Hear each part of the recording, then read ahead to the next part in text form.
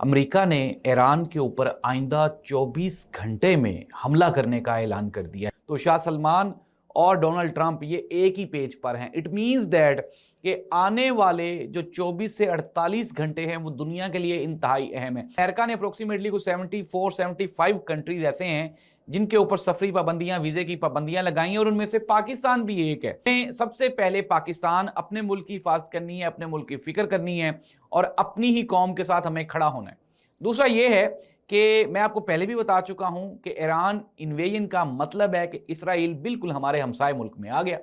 और अगर ऐसा होता है तो इसका पाकिस्तान को नुकसान होगा, फायदा कोई नहीं होगा। मैं हूं जाहिद अब्बास नकवी और आप देख रहे हैं हमारा सोशल मीडिया चैनल। आपसे रिक्वेस्ट है कि हमें सब्सक्राइब करें और अपने कमेंट से ज़रूर आगाह करें।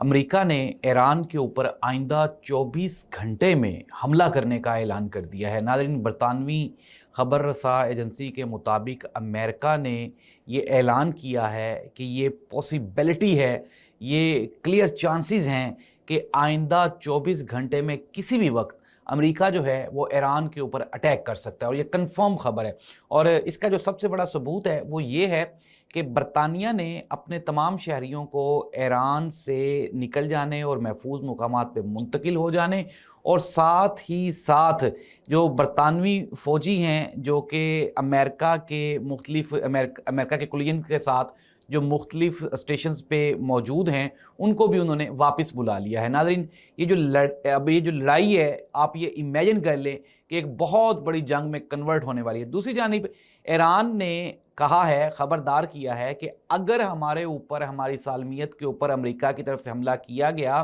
तो मशरक़े वुस्ता में मौजूद जितने भी अमरीकी फ़ौजी अड्डे हैं उन तमाम को निशाना बनाया जाएगा। नाज़रीन, सऊदी अरब, कतर, लबनान, शाम, मिस्र, इवन के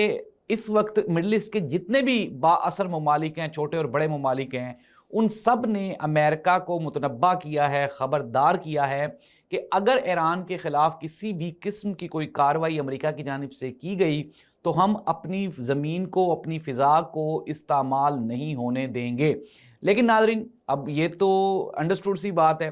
कि जो मिडल ईस्ट है उसके जो मोस्टली कंट्रीज़ हैं उनका अमेरिका के साथ जो रिलेशनशिप है वो बहुत डोमिनेंट है, बड़ा मजबूत है, स्ट्रॉन्ग। अगर हम सऊदी अरब की ही बात करें तो शाह सलमान और डोनाल्ड ट्रंप ये एक ही पेज पर हैं। इट मींस दैट कि आने वाले जो 24 से 48 घंटे हैं वो दुनिया के लिए इंतहाई अहम है। नाज़रीन, यहाँ पे अब एक सवालिया निशान ये है कि पाकिस्तान कहाँ पे स्टैंड करता है।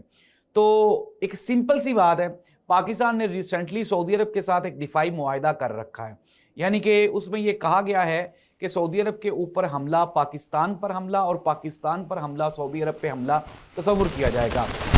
अब अगर अमेरिका हमला करता है ईरान पे और ईरान जवाबी कार्रवाई करते हुए अगर सऊदी अरब या दूसरे जो कंट्रीज़ हैं अगर वहाँ पे कोई कार्रवाई होती है तो इट मींस दैट कि इस लड़ाई में पाकिस्तान डायरेक्टली इन्वॉल्व हो जाएगा। और दूसरी सबसे बड़ी एक बात वो ये है कि अमेरिका खुद नहीं आ रहा ईरान में, अमेरिका के पीछे भी जो ज्यूज़ लॉबी है वो है और इसके अलावा इसराइल है और इसराइल इस गेम का सबसे बड़ा बेनिफिशरी होगा। अगर ईरान में कोई रजीम चेंज हो जाता है या ईरान में कोई, आप ये कहें कि अगर रजीम चेंज नहीं भी होता तो इन्वेजन हो जाती है, तो इन दोनों सूरतों में इसराइल डायरेक्टली बेनिफिशरी होगा। नाज़रीन, दूसरी जानिब जो अमरीकी सदर डोनाल्ड ट्रंप हैं उन्होंने जो साबिक शाह ईरान हैं उनके रज़ा पहलवी जो उनके साहबजादे हैं उसके साथ एक मुलाकात भी की है और इस मुलाकात में उन्होंने ये डिसाइड किया है कि अगर रजीम चेंज होता है तो मैं आपको ईरान में दोबारा फिर प्लांट करूंगा। नाज़रीन, ये अब तक की ताज़ा तरीन अहम तरीन डेवलपमेंट्स हैं जो मैं आपके साथ शेयर कर रहा हूँ और इसके साथ ही साथ मैं आपको ये भी बता रहा हूँ कि अब होने क्या वाला है। नाज़रीन, थोड़ी सी तरह ना बैकग्राउंड, अब जो लोग नए हैं जिनको पता नहीं है कि अमेरिका ईरान के ऊपर क्यों हमला कर रहा है तो मैं उनकी इन्फॉर्मेशन के लिए उनको बता देता हूं कि एक तो ये है कि अब से चंद माह पहले ईरान और इसराइल की बाज़ाब्ता एक जंग हो चुकी है। इसराइल ने ईरान के मुख्तलिफ पॉइंट्स पे हमले किए, फिर उसके बाद ईरान ने जवाबी कार्रवाई की, अमेरिका मना भी करता रहा, लेकिन इसके बावजूद भी जब अमेरिका ने हमला करने की कोशिश की थी तो फिर हमने देखा था कि ईरान ने जो मिडल ईस्ट में जो अमरीकी फ़ौजी अड्डे थे उनको निशाना भी बनाया था। अब नाज़रीन, ईरान जो है उसके पास जो मिसाइल्स टेक्नोलॉजी है وہ صرف وہی سب کچھ ہے. اس کے علاوہ نہ تو ان کے پاس کوئی بڑی زمینی فوج ہے، نہ ان کے پاس کوئی بڑی ہوائی فوج ہے، لیکن ان کے پاس جو میزائل ٹیکنالوجی ہے اور ان کے پاس جو یہ ان کے جو سائنٹسٹ ہیں وہ اس قدر کامیاب ہیں کہ انہوں نے اسرائیل جیسے بڑے تگڑے ملک کا مقابلہ کر لیا تھا. اب میں آپ کو یہ بتاتا ہوں کہ امریکہ کے اندر جو امریکن سٹیزنز ہیں، جو شہری ہیں، وہ بھی اس چیز کو لے کے ان میں بھی بے چینی پائی جاتی ہے اور وہ اس خدشے کا شکار ہیں کہ اگر ایران کے اوپر حملہ کیا گیا اور ایک بھی جو میزائل ہے وہ امریکہ تک پہنچ گیا تو وہاں پہ تو تباہی مچ جائے گی، قیامت برپا ہو جائے گی. اور ایسی سچویشن سے بچنے کے لیے جو امریکن سٹیزنز ہیں وہ نہ صرف ڈونلڈ ٹرمپ کو کسی بھی جارحانہ کارروائی سے باز رہنے کا مشورہ دے رہے ہیں، بلکہ ساتھ ہی ساتھ جو اپوزیشن لیڈر ہیں وہ بھی یہ کہہ رہے ہیں کہ ڈونلڈ ٹرمپ کو کسی بھی قسم کی مہم جوئی سے باز رہنا چاہیے، کیونکہ یہ جو مشرق وسطیٰ کی جنگ ہے یہ کسی کے مفاد میں بھی نہیں ہوگی. ناظرین، کل کی ایک خبر ہے اور وہ خبر یہ ہے کہ ڈونلڈ ٹرمپ نے عراق کے جو مالدار لوگ ہیں، جو انفلوئنسرز ہیں، طاقتور لوگ ہیں، ان کے امریکہ کے اندر اکاؤنٹس تھے اور ان اکاؤنٹس میں بلینز آف ڈالرز وہاں پہ موجود تھے. یہ عراقی جو سرکاری لوگ ہیں یہ ان کے اکاؤنٹس ہیں، اس میں فوجی جرنیل بھی ہیں، کچھ پولیٹیشنز بھی ہیں، کچھ بیوروکریٹس بھی ہیں. تو ان کے جتنے بھی اکاؤنٹس جو کہ امریکہ میں موجود تھے، کل امریکن گورنمنٹ نے ایک اعلان کیا، اس میں انہوں نے کہا کہ ان کے جتنے بھی اکاؤنٹ ہیں سب کو سیز کر دیا جائے گا، کلوز کر دیا جائے گا، اور یہ جو پیسے اس کے اندر پڑے ہیں وہ سب کے سب آج سے امریکہ کی ملکیت ہوں گے. اور ڈونلڈ ٹرمپ نے یہ بھی کہا،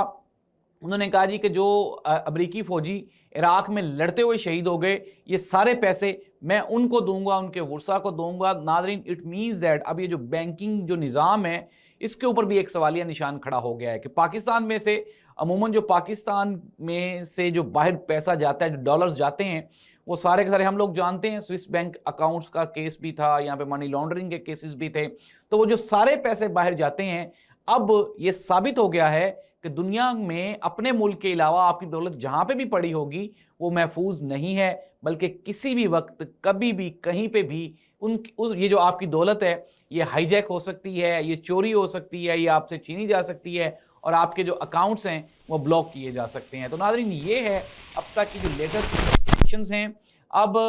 ظاہر سی بات ہے ہم نے بھی کنکلوژن کرنی ہے پاکستان کو کیا کرنا چاہیے. پاکستان کو سب سے پہلی تو یہ ہے کہ پاکستان کے امریکہ کے ساتھ بڑے اچھے ریلیشن ہیں، لیکن آج کی ایک اور اہم ڈیولپمنٹ ہے، اور وہ ڈیولپمنٹ یہ ہے کہ امریکہ نے اپروکسیمیٹلی کو 74-75 کنٹریز ایسے ہیں جن کے اوپر سفری پابندیاں، ویزے کی پابندیاں لگائی ہیں، اور ان میں سے پاکستان بھی ایک ہے. حالانکہ ہمارے ریلیشن ڈونلڈ ٹرمپ صاحب کے ساتھ بہت اچھے ہیں، لیکن اس کے باوجود بھی وہ جو لسٹ ہے اس میں پاکستان کا بھی نام ہے کہ پاکستانی شہریوں کو وہ وہاں پہ الاؤ اب نہیں کریں گے، اور بھارت اس میں نہیں ہے. لیکن ناظرین، اب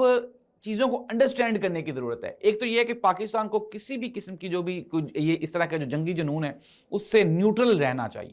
ہمیں سب سے پہلے پاکستان اپنے ملک کی حفاظت کرنی ہے، اپنے ملک کی فکر کرنی ہے اور اپنی ہی قوم کے ساتھ ہمیں کھڑا ہونا ہے. دوسرا یہ ہے کہ میں آپ کو پہلے بھی بتا چکا ہوں کہ ایران انویژن کا مطلب ہے کہ اسرائیل بالکل ہمارے ہمسائے ملک میں آ گیا،